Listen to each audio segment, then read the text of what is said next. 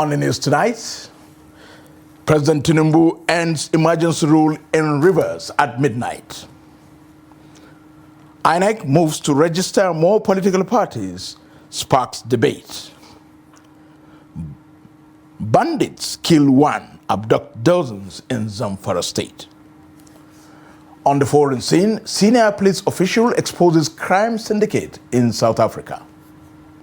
Hello and welcome to News Hour on Trust TV. I am Muhammad Kudu Abubakar. President Bola Tinubu has ended the 6-month state of emergency imposed on Rivers State, announcing that Governor Similari Fubara and his deputy Ngozi Mma-Odu and members of the State House of Assembly will return to office from Thursday, September the 18th, and the emergency rule ends at midnight tonight. In a statement from the presidency on Wednesday, Tinubu said the emergency rule declared on March the 18th, 2025, was necessary to halt what he described as a total paralysis of governance in the state at the time. He recalled that a fierce conflict between Governor Fubara and 27 lawmakers loyal to the House Speaker had crippled governance, with the Supreme Court even ruling at one point that there was no government in Rivers State. President Tinubu explained that the intervention which suspended the offices of the governor, deputy governor, and all lawmakers was supported by the National Assembly and aimed at restoring peace and order. President Tinubu noted that over 40 lawsuits were filed to challenge the proclamation, but insisted it was constitutionally justified, noting that it would have been a colossal failure not to act. President Tinubu praised the new spirit of understanding among Rivers' political stakeholders and urged governors and state assemblies nationwide to prioritize harmony between the executive and the legislature to deliver democratic dividends to Nigerians. Rivers State is out of emergency rule at least by midnight tonight. President Tinubu has restored democratic governance after months of tension and a sole administrator running the show. But the question now is what comes next for Governor Sim Fubara and the fragile peace in the state. Tonight, we recap on how the crisis unfolded and examine the road ahead. Abdullahi Ahmed is our guide. Rivers State is on the brink of a political reset as Governor Similari Fubara is expected to return to office on September 18, 6 months after President Bola Tinubu declared emergency rule in the state. His deputy and the suspended House of Assembly are also due back, raising questions about how the fractured political structure will function after months of federal control. The crisis traces back to October of 2023, when a fire gutted the Assembly complex amid speculation of an impeachment plot against the governor. Weeks later, 27 lawmakers loyal to former governor and now FCT Minister Nyesom Wike defected from the PDP to the APC.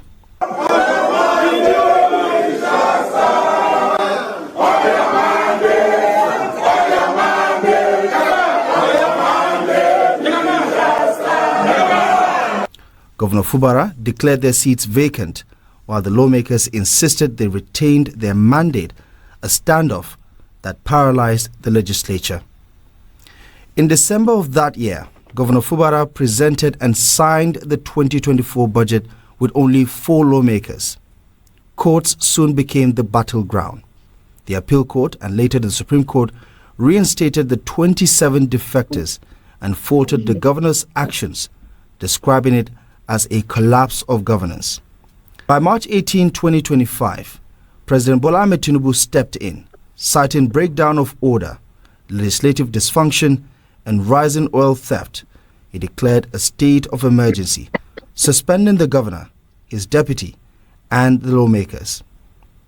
Having soberly reflected on and evaluated the political situation in Rivers State, and the governor and deputy governor of Rivers State, having failed to make a request to me as president to issue this proclamation as required by Section 305, Paragraph 5 of the 1999 Constitution as amended, it has become inevitably compelling for me to invoke the provision of the Section 305 of the Constitution of the Federal Republic of Nigeria, 1999, as amended, to declare a state of emergency in Rivers State with effect from today, 18th March, year 2025, and I so do. He appointed retired Vice Admiral Ibok Itebas as sole administrator, a move backed by the National Assembly, but attacked by legal experts as unconstitutional. Since then, Rivers has been under direct federal control, with delayed local government polls and allocations handled by the administrator. Now the emergency rule is set to expire. The return of Fubara is imminent. But whether the old rivalries with Nyesom Wike's camp and questions over the legitimacy of the assembly will flare up again remains the biggest test for Rivers' fragile democracy. Nigeria's political parties have long served as the platform for ambition, ideology, and policy. Now, with the 2027 elections on the horizon, the Independent National Electoral Commission, INEC, is reportedly screening 14 political associations for possible registration. The process has sparked debate over whether more political parties will enrich or complicate the political space. Neil Samson examined the situation. INEC is meeting with leaders of 14 interim political associations as part of the next stage of verification. Each group is at a different level of compliance with requirements for full registration. Nigeria currently has 19 registered parties. The PDP and APC remain dominant, but others like ADC, Labour Party, and NNPP are gaining ground. Speaking to Trust TV, Yusuf Dantale, chairman of the Inter-Party Advisory Council IPAC, and political analyst Jide Ojo say opening space to more parties can deepen Nigeria's democracy. And let's have election conducted very well at the local level, with the scrapping of State Independent Electoral Commission, which IPAC has been advocating. And there is proper conduct of election at the local government level. All these parties, everybody will be represented. So for those who cannot win at the federal level, can win at the state or at the local government level. So it's welcome development. Though just one thing that I'm not certain about is IPAC have also been advocating for restoration of grants, so that parties can compete on at least free, fair terms. But where one party is at advantage and the other, it will be difficult. So it's not about whether you and I believe they have ideology or they don't have ideology. Suffice to say that whatever they espouse as their own ideology, in as much as it's in tandem with preconditions for party registration, they have to be registered. On the streets of Abuja, residents expressed mixed feelings about INEC's move. I think there is no any improvement in that. They should be focusing on much the ones that we have and on how we can do free and fair election in Nigeria. Nothing can actually change. If we like, we can register another 100 political parties. It will not change anything. What some of us advocate is independency when it comes to the appointment of the INEC chairman. Until that can be done, the appointment of the INEC chairman should not be subjected to the presidency. If they want to introduce any more parties, they should introduce parties that will bring out more development to the Nigeria people, and they will bring out more things that we know we are going to achieve and benefit from it. I think we should have unlimited political parties, and then eventually the weak ones will die off and the strong ones will emerge. And also, our problem is not registering political parties. The problem is the parties registered should have ideology that people should follow and emulate. And they should try their possible best to have their manifestos and then stick to their manifestos. Supporters argue that more parties mean more choice for voters, wider representation, stronger competition, and better accountability. Critics worry it could fragment the system and weaken opposition. Noel Samson, Trust TV News, Abuja. will take us back to political developments in Rivers State, with the state of emergency bill to expire by 12 midnight, as proclaimed by President Tinubu. We are now joined via Zoom from Yola by Barrister Sunday Wigira. Barrister Sunday Wigira, thank you for joining us on News Hour. Thank you. Thank you. What do you make of It's my this new pleasure. Good evening, development? viewers. What do you make of this new development of the fact that the state of emergency will be lifted or will expire by 12 midnight, as proclaimed by President Bola Ahmed Tinubu? Well, it is a welcome development, actually. It brings a sigh of relief, chiefly for the fact that democracy is being restored. I, for one, never supported the declaration of the state of emergency, and of course, the process, because I felt it was undemocratic, and I still believe it was undemocratic. Now that the time has lapsed or is about to lapse, it is something that is good, and I hope that the lessons derived from this will be used to guide the steps each and every public office holder will measure and take to ensure that we don't have a repeat of this anymore. Yeah, that's good. As a barrister, as someone who is a political analyst, what will you now advise as the way forward or the road ahead for politics in Rivers and other parts of the country? Well, I think the time for reconciliation has come. Many a times, the challenge that we are having is that we don't look at governance as a process.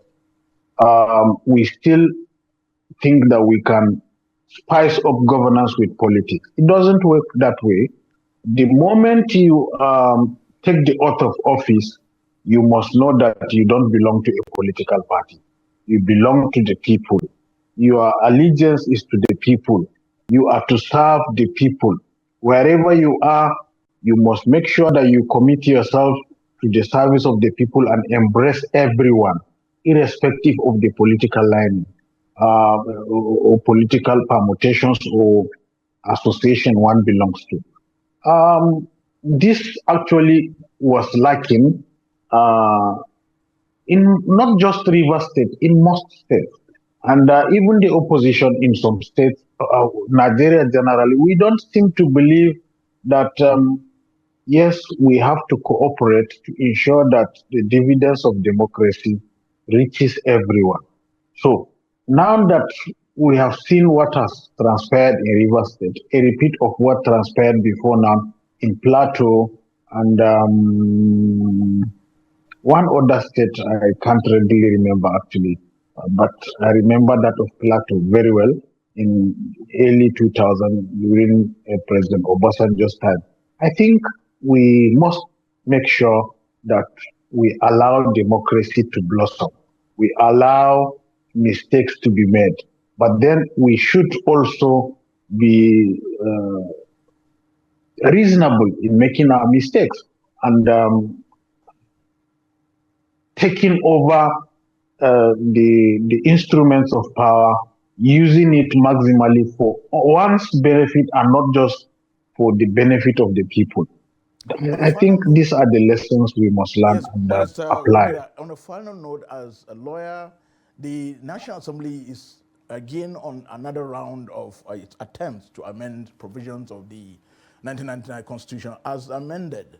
What will you suggest if you have, because you have earlier alluded to the fact that the provisions for declaration of state of emergency appears not too very clear, will you suggest some amendment to the relevant provisions, or will you suggest some deletion of such provision and bringing in new ones to make it a little bit clearer in your words?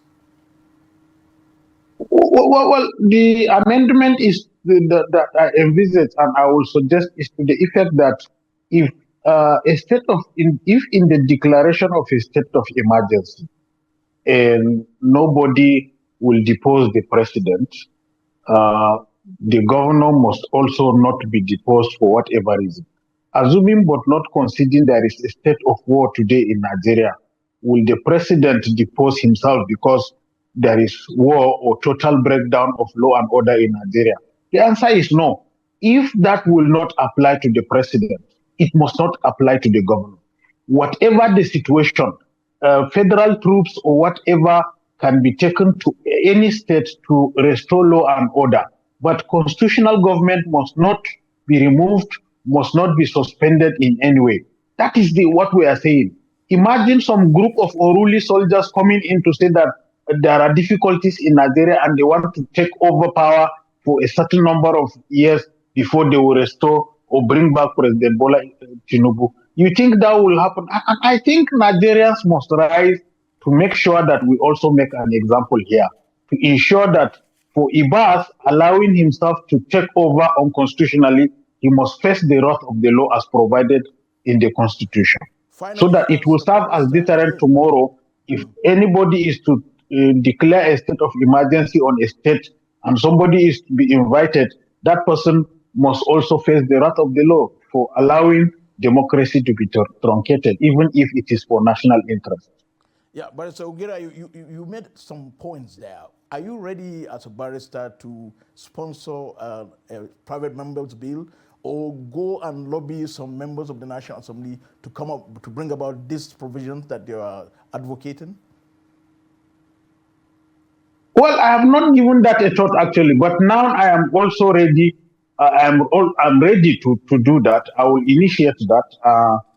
I will establish a line of communication with my representatives to see the possibility of that and also push my colleagues as well to rally around this so that we'll also have a lasting solution to all these problems. No government should be taken away once it is elected, save through the instrumentality of the law. For Fubara is a victim of high-handedness. As far as I'm concerned, this is my personal opinion, and I stand by it. But it's a Sunday Ogira. Thank you so much for your thoughts. He joined from Yola. Thank you. It's my pleasure. Thank you very much. Thank you. Moving on, the tenure of the Independent National Electoral Commission's chairman, Professor Mahmoud Yakubu, is gradually winding down. As the man who has overseen 2 general elections, prepared to leave to office, questions are being asked about his record, reforms, and the controversies that marked his years at the helm. Tonight, we take a closer look at his legacy and what it means for the future of Nigeria's general elections. Professor Mahmoud Yakubu was appointed chairman of INEC on November 9, 2015 by President Muhammadu Buhari. He is only the second northerner after Professor Attahiru Jega to head the commission. Almost a decade later, he has become Nigeria's longest-serving INEC chairman, and his second term in office is coming to an end. Since taking charge, Professor Yakubu has overseen 2 general elections in 2019 and 2023, each involving over 84 million and later 93.5 million registered voters. Nigeria's voter roll under his watch is the largest in Africa, bigger than the combined total of ECOWAS countries. Ahead of 2023 alone, INEC registered 12.3 million new voters, though 2.8 million invalid entries were struck out through biometric checks. Beyond the general elections, Mahmoud Yakubu has supervised 16 governorship elections, starting with Kogi in November of 2015, just days after his swearing in. He has also managed more than 200 by-elections, reruns, and off-circle elections, including the contentious contest in Bayelsa, Edo, Ondo, Ekiti, Anambra, and Osun. In 2024 alone, INEC, under his watch, conducted 51 separate elections, 39 reruns, and 9 by-elections, as well as 2 governorship races. Every election under Professor Mahmoud Yakubu has been followed by a flood of litigations, raising questions about the credibility of the process. After the 2019 general elections, political parties and candidates filed over 800 petitions at various election tribunals. The 2023 polls saw an even bigger surge, with more than 1,200 election-related cases across presidential, governorship, National Assembly, and State Assembly contests. While Nigeria's courts have become the final arbiters of electoral outcomes, the sheer volume of disputes suggests widespread dissatisfaction with INEC's conduct and the transparency of its results. Any observations on the presentation? Dino Melaye, party agent, PDP.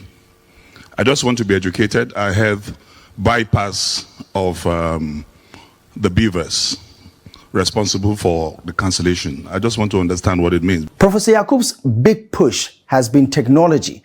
He introduced beavers for biometric accreditation, IREF for polling unit results uploads, and pushed through the Electoral Act of 2022, which tightened timelines and strengthened INEC's legal powers. He also expanded polling units for the very first time in 25 years, rolled out continuous voter registration nationwide, and improved access for persons with disabilities. But the reality on election day has often told another story. In 2023, only 27% of polling units opened on time. By 9:30 a.m., less than 44% had started accreditation, and in the southeast, it was just 11%. Some polling units reportedly never even opened. Beavers malfunctioned in about 11% of locations. Uploads to IREF lagged, with less than 75% of results posted as expected. And when final presidential results were declared at 2 a.m., it fueled public suspicion, even if it broke no law. Public trust has been his biggest weakness. A 2023 Afrobarometer survey found only 23% of Nigerians trusted INEC, while nearly 8 in 10 expressed little or no confidence. Party crisis made matters worse. From APC's stormy primaries to PDP's factional battles and the Labour Party's parallel executives, INEC was repeatedly dragged into disputes over which faction to recognize, every ruling leaving one camp crying foul. Now, compared with his predecessors, Professor Mahmoud Yakubu has lasted longer than all of them, modernized INEC more than anyone, and managed the biggest voter roll in Africa. But unlike Jega, remembered for credibility in 2015, Professor Mahmoud Yakubu has struggled to win public confidence. His legacy is double-edged. The chairman of the biggest INEC register, the boldest reforms, and the longest tenure, but also one of the least trusted. And history will ask the most important question: did Professor Mahmoud Yakubu truly change INEC for the better, or did he leave it modernized but mistrusted? Well, to security stories now. Bandits have launched a fresh attack on Maru town, the headquarters of Maru local government area in Zamfara state, killing one Attahiru Abubakar. A resident in the town who pleaded anonymity said the bandits invaded the town around 2 a.m. on Wednesday. He said the bandits kidnapped late Attahiru's family alongside 9 others during the attack. The tragic incident highlights the lingering resurgence of security challenges in the local government council. The Chief of Defense Staff, General Christopher Musa, has said that the synergy between the military and the media must be viewed as not optional, but as a strategic and necessary partnership to end the fight against Boko Haram terrorists, promote national unity, preserve peace, and defend the democratic values. The CDS stated this on Wednesday at the one-day third quarter media stakeholders seminar themed Consolidating Media Military Synergy for Sustainable Peace in Nigeria. It was organized by the Directorate of Defense Media Operations, Defense Headquarters, and held at the Maimalari Cantonment, Maiduguri, Borno State. Represented by the Director of Defense Media Operations, DMO, Major General Marcos Kange, who is also the chief host, General Musa explained that the Nigerian Armed Forces have remained steadfast in their constitutional mandate to protect the sovereignty and territorial integrity of Nigeria.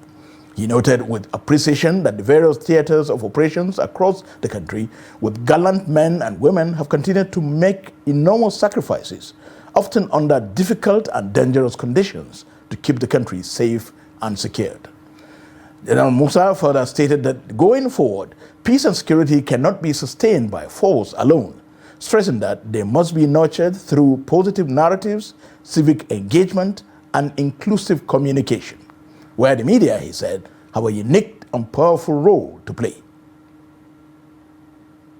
The Nigerian government has secured the release of 3 pilgrims detained in Jeddah, Saudi Arabia, since last month, following their arrest over alleged drug trafficking.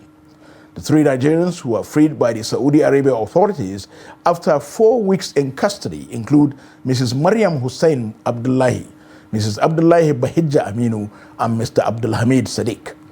NDLEA's spokesperson, Femi Babafemi, disclosed at a press conference on Wednesday in Abuja, stating that their freedom followed weeks of relentless engagements by the chairman, chief executive of the National Drug Law Enforcement Agency, NDLEA, Brigadier General Mohammed Marwa, with the leadership of the General Directorate of Narcotics Control in Saudi Arabia. Babafemi added that the engagement had the full support of President Bola Ahmed Tinubu and the assistance of the Attorney General of the Federation and Minister of Justice, Prince Lateef Fagbemi.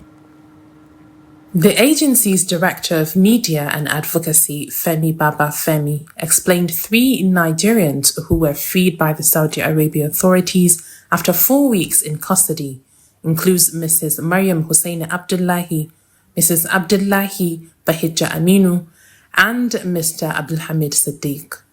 He stated that their freedom followed weeks of relentless engagements by the chairman and chief executive of the National Drug Law Enforcement Agency, NDLEA, Brigadier General Mohammed Marwa, with the leadership of the General Directorate of Narcotics Control in Saudi Arabia. Babafemi advised air passengers to always ensure the appropriate tagging of their luggage before departure to avoid being implicated by drug dealers. Our Chairman Chief Executive General Marwa had engaged with his Saudi counterpart at multiple levels and different locations, including in Saudi Arabia, in compliance with President Bola Ahmed Tinubu's agenda that no Nigerian suffers unjustly in a foreign land. We are therefore happy to inform you that following the series of engagements, one of the 3 Nigerians was released from custody on Sunday, the 14th September, and the remaining 2 on Monday, 15th September 2025, just 2 days ago. He also acknowledged the support of the Attorney General of the Federation, Prince Lateef Fagbemi, Minister of Foreign Affairs, Ambassador Yusuf Togar, Minister of Aviation, Festus Kiyamo, and National Security Advisor Malam Nuhu Ribadu in resolving the matter. In the words of our Chairman Chief Executive General Marwa, the biggest support of our efforts in this case came from President Tinubu himself, who is committed to ensuring that every Nigerian gets their deserved respect and fair treatment wherever they are across the world. And that is what has come to play in this case, that no Nigerian is unjustly punished for crimes they know nothing about anywhere in the world. We equally appreciate the assistance provided by the Honorable Attorney General of the Federation and Minister of Justice, Prince Lateef Olasukomi Fagbemi, SAN, the Honorable Minister of Foreign Affairs, Ambassador Yusuf Tuga, and the Honorable Minister of Aviation and Aerospace Development, Mr. Festus Keyamo, SAN, as well as the National Security Advisor, Malam Nuhu Ribadu.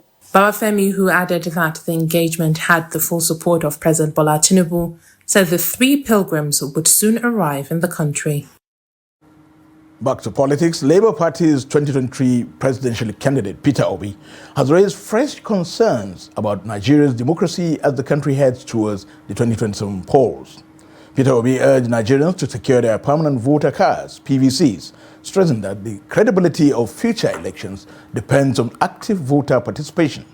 He described the PVC as a strong weapon against rigging and bad governance, calling on the citizens to elect leaders with competence, character, capacity, and compassion. For democracy to thrive and survive, the people must own it. They must see it as their own. So it is the Nigerian people that have to come out and say, well, listen, we cannot continue in this direction by going out to register their vote, insisting that their vote must count.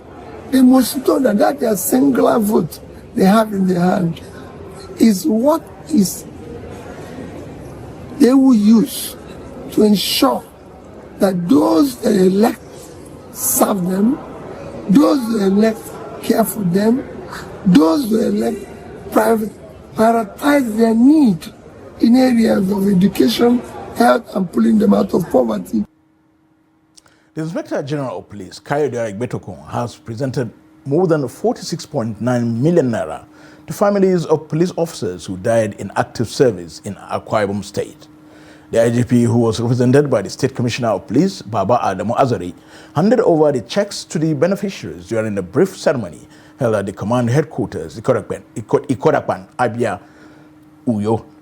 While presenting the checks, CP Azare urged the families to make judicious use of the funds to support their welfare and long-term needs. The gesture is part of the Group Life Assurance and IGP Family Welfare Scheme, designed to provide financial support to the next of kin of officers who paid the ultimate price in the line of duty. To deceased officers' family who lost their lives in active services. This family are 13 in number, and they are to be shared or given the checks amounting to 46,995,139 naira 32 kobo. This is to assist them in cushioning the effects of life and funding the educations of their children. May God reward the Inspector General of Police for this gesture, and as he continue to improve on the welfare of officers and men of the Nigeria Police Force. This is News Hour on Trust TV. Coming up after the break, Adamawa State Government urges calm as demolition of structures in Jimeta Market begins. We have more news when we return. Don't go away. Welcome back. You are watching News Hour on Trust TV. Let's take a look at our top stories again. President Tinubu ends emergency rule in River State at midnight tonight. And INEC's move to register more political parties sparks debate. The demolition of illegal structures in Jimeta Modern Market has commenced as initiated by the Adamawa State Government to restore the market to its original master plan. The exercise has sparked debate within the market community, though the government insists it is acting in the overall interest of the state. Trust TV's Gibson Sodiago reports from Ola, Adamawa State. Though action, according to the Adamawa State Government, follows a series of public warnings and eviction notices to the market community, which officials say were largely ignored. On this day, government officials supported by the Urban Planning Board and the Minister of Commerce moved in to pull down attachment shops, many of their owners watching helplessly and visibly bitter. The first statement by the Executive Governor of Adamawa State was revoking all unnecessary and illegal structures that were given by previous government within the state. And this is more than barely 6 years today. And since that time, we have been issuing notices following up this thing. So you'll be surprised, up till today, the D-Day, some people did not comply. We issue quit notice, we issue contravention notice, we issue demolition notice, and all the notices that I expected. The directive officials say came from Governor Ahmadu Murfintri.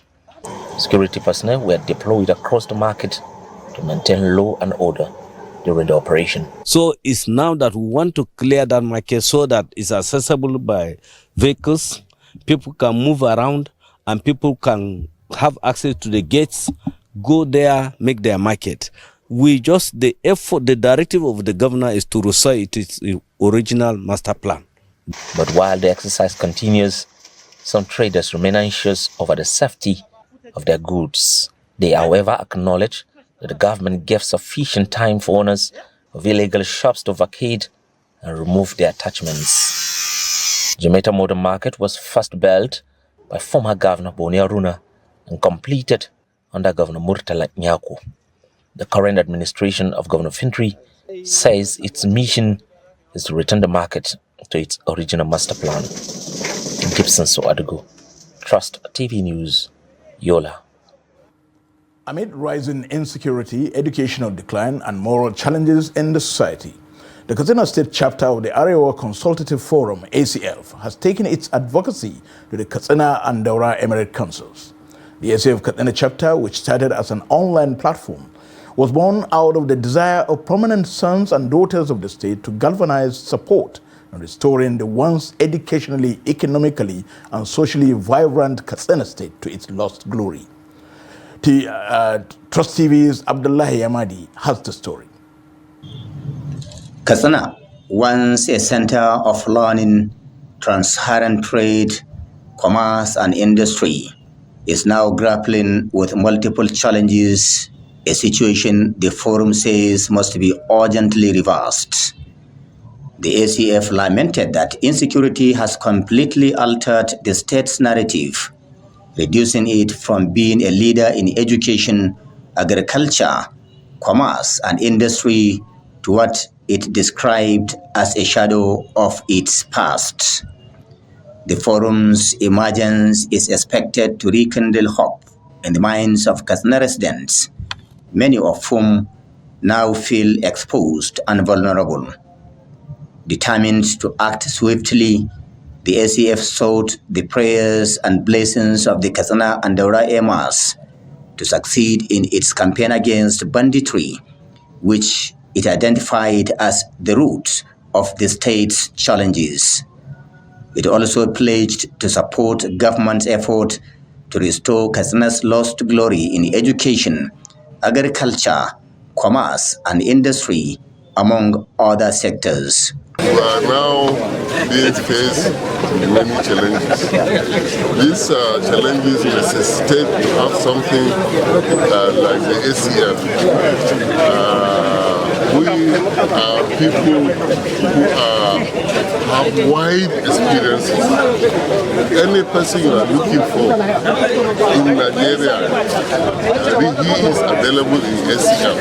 People who work with government, who work in the military, who work in every aspect of life, economy, businessmen, we are all part of the business. So we form committees. We have health committees, education committee, agriculture committee, security committee, youth empowerment. All these committees we have, and they are manned by people with requisite experiences. The forum, a strictly non-partisan and non-profit organization, emphasized that its mission is to lend support to both state and federal governments in critical areas of development.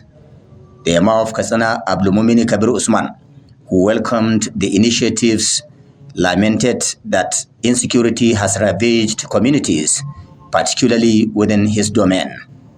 He also expressed disappointment over the decision of the immediate past federal government to abandon the rehabilitation of Dika College midway, highlighting the college's historic role in grooming pioneering leaders and administrators of northern Nigeria.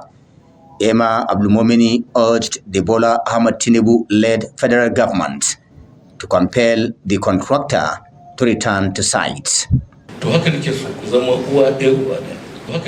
Katsina people were once entrepreneurs, educationists, artisans, and industrialists, leading in all spheres of life. But we must ask ourselves, where did we go wrong?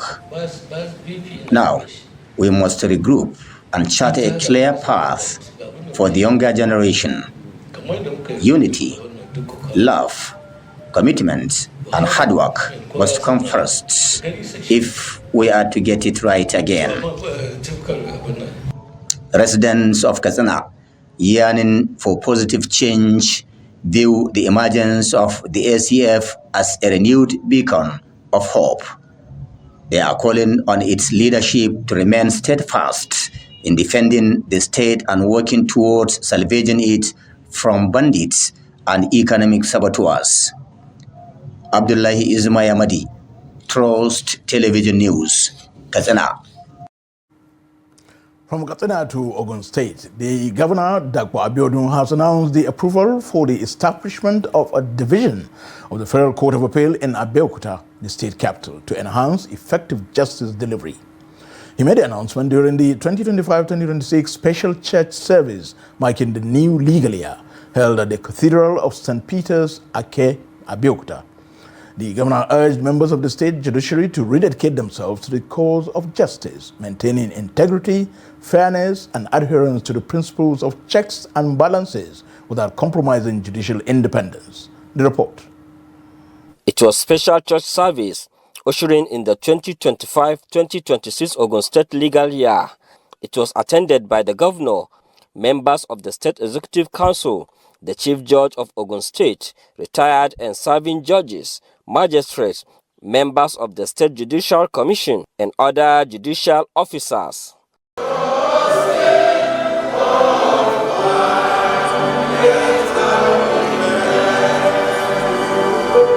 Delivering his sermon, the Anglican Bishop of Ijebu Southwest Diocese, Reverend Babatunde Ogunbawo, charged judicial officers not to be swayed by power, wealth, or opportunity, and warned against corruption and abuse of office. Public trust in legal system is often fragile. Let us restore confidence, not just by legal correctness, but by acting justly with moral courage. Be strong and courageous.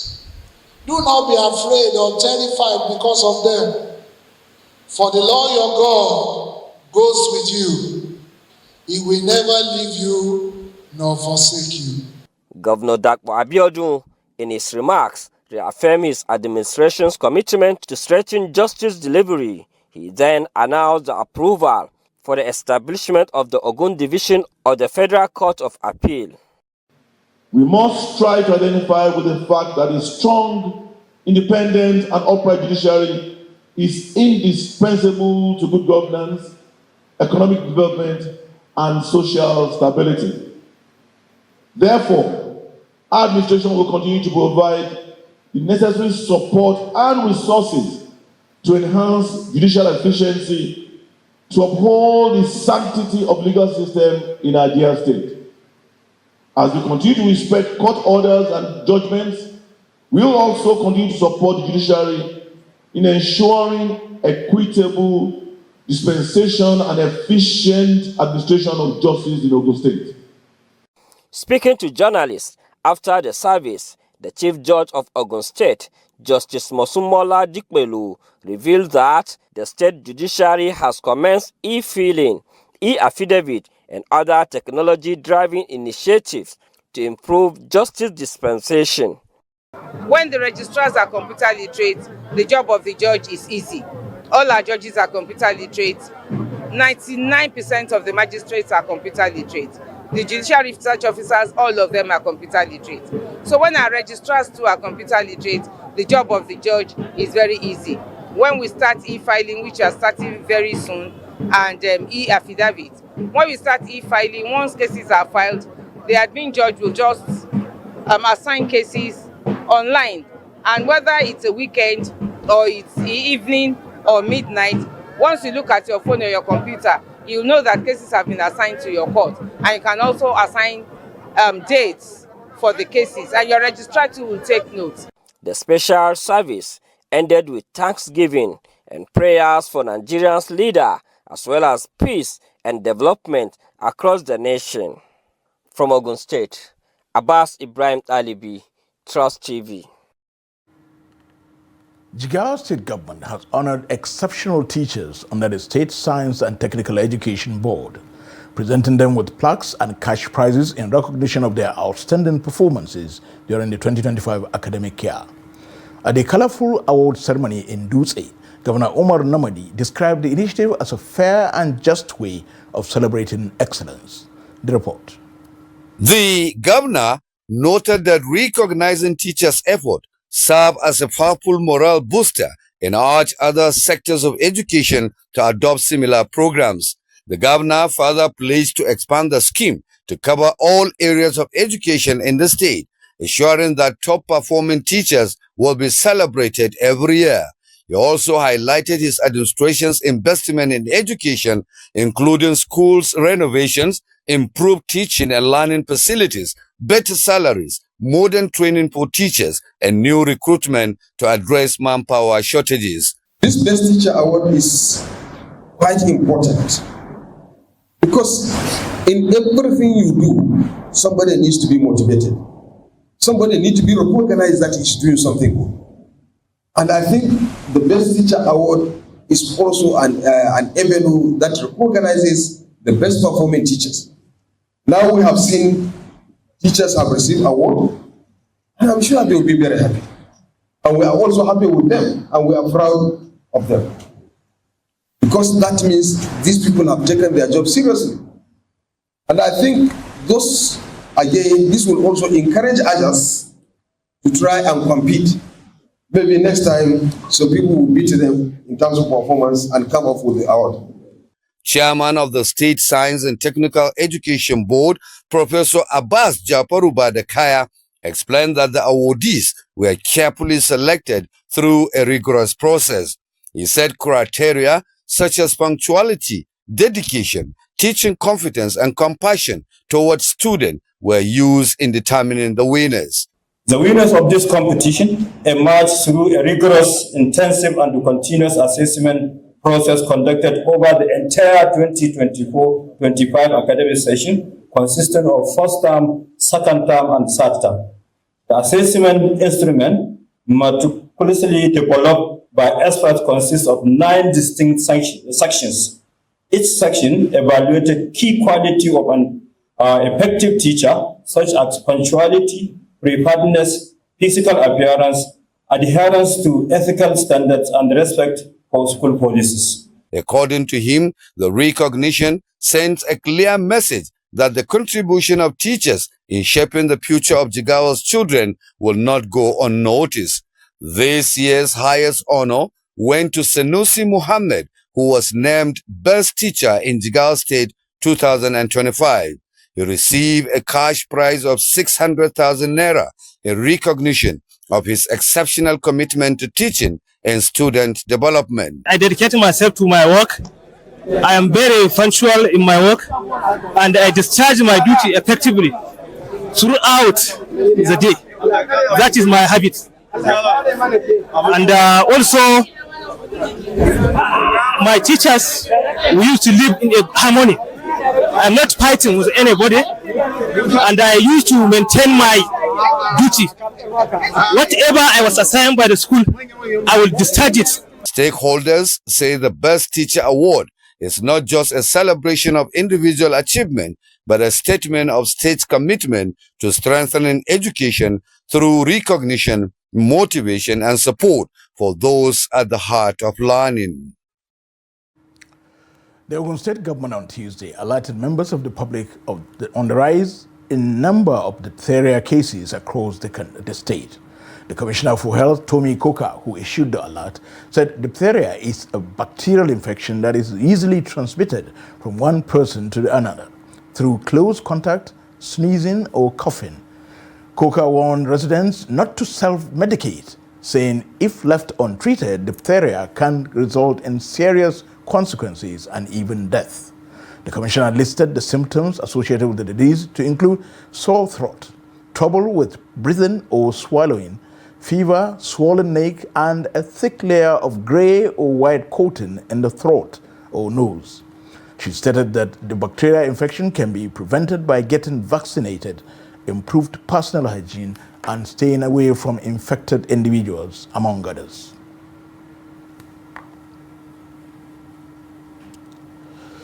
In business, the World Trade Organization, WTO, has cautioned Nigeria and other developing economies that without urgent investment in digital infrastructure, skills, and regulatory capacity, they risk being sidelined in an emerging surge of trade driven by artificial intelligence, AI. The warning came with the launch of the WTO's 2025 World Trade Report and companion study, Trading with Intelligence, How AI Shapes and is Shaped by International Trade. The reports highlight both the transformative potential and looming risks of AI in reshaping global commerce. Under an optimistic scenario of universal AI adoption and strong productivity growth by 2040, global real trade could rise by nearly 14 percentage points, the report projects. However, with uneven AI uptake and weaker productivity growth, gains could fall to under 7 percentage points. According to the report, AI offers opportunities to automate customs clearance, streamline border controls, navigate complex regulations, and improve risk prediction. On the foreign scene now, a top police official who claimed that South Africa's police and justice system has been infiltrated by criminal syndicates took the stand Wednesday at a government-backed probe in the allegations. KwaZulu-Natal Police Commissioner Nlalala Kwandanezi said at a news conference in July that some top politicians and police officials were interfering in sensitive police investigations in the interest of criminal syndicates and drug cartels. His claims caused a public outcry and led to the Commission of Inquiry being appointed by President Cyril Ramaphosa. South Africa's parliament has been separately investigating Mwanazi's claims, and South Africa has one of the highest crime rates in the world, and allegations of corruption within the police are not new. However, it is unusual for high-ranking police officials to accuse each other of involvement with criminals.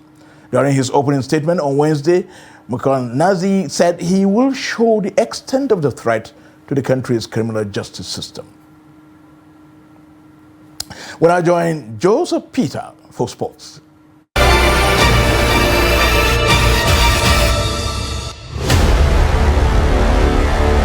In a move that has the potential to reshape the Commonwealth Games landscape, Nigeria has formally submitted its bids to host the 2030 Commonwealth Games. This significant announcement, echoing well beyond its borders, could see Nigeria become the first African nation to host the esteemed event, marking a pivotal moment in the century-long history of the Games. The Commonwealth Games Federation (CGF) confirmed on September 2, 2025 that both Nigeria and India have submitted their proposal, with the Evaluation Commission now reviewing the bids. The stakes could not be higher. 2030 marks the centenary of the Games, which commenced in 1930 in Hamilton, Canada. Awarding the Games to Africa for the first time will signal the Commonwealth's commitment to inclusivity and global representation.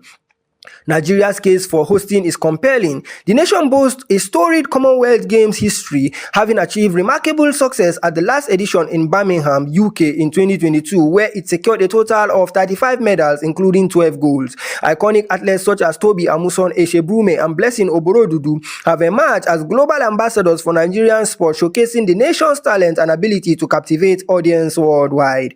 Additionally, Nigeria's proven track record in hosting large-scale international events add weight to its bid. The country has previously organized high-profile events, including the 2003 All-African Games, the 2009 FIFA Under-17 World Cup, and various continental competitions. This history instills confidence in the Commonwealth that Nigeria can deliver not only state-of-the-art venues, but also the logistics organization and vibrant cultural experiences essential for successful multi-sport events. Strong backing from the Nigerian government further bolstered the bid. The National Sport Commission (NSC), guided by Chairman Malam Shehu Diko and Director General Honorable Bukola Olakpade, has aligned the proposal with Nigeria's national sport policy and broader development goals. Furthermore, numerous African Commonwealth nations have pledged their support, united in a common goal to witness the Games hosted on African soil for the first time in a century. Hosting the 2030 Commonwealth Games would also bring tangible benefits. It will encourage intra-Commonwealth investment, foster relationship, and stimulate economic growth. Beyond these economic advantages, the Games are poised to leave a powerful social legacy for Nigeria. They promise to bolster grassroots sport development, create opportunities for youth, and ignite national pride. With a dynamic, youthful population on a vibrant sport culture, Nigeria is strategically positioned to turn this event into a catalyst for transformation. The final decision will be made in November 2025 when Commonwealth member nations cast their votes in Glasgow. Until that time, Nigeria remains steadfast in its vision to bring the Commonwealth Games home to Africa for the very first time, moving beyond medals and towards a legacy that will endure for all 74 member nations of the Commonwealth. That's Sport News. I'm Joseph Peter.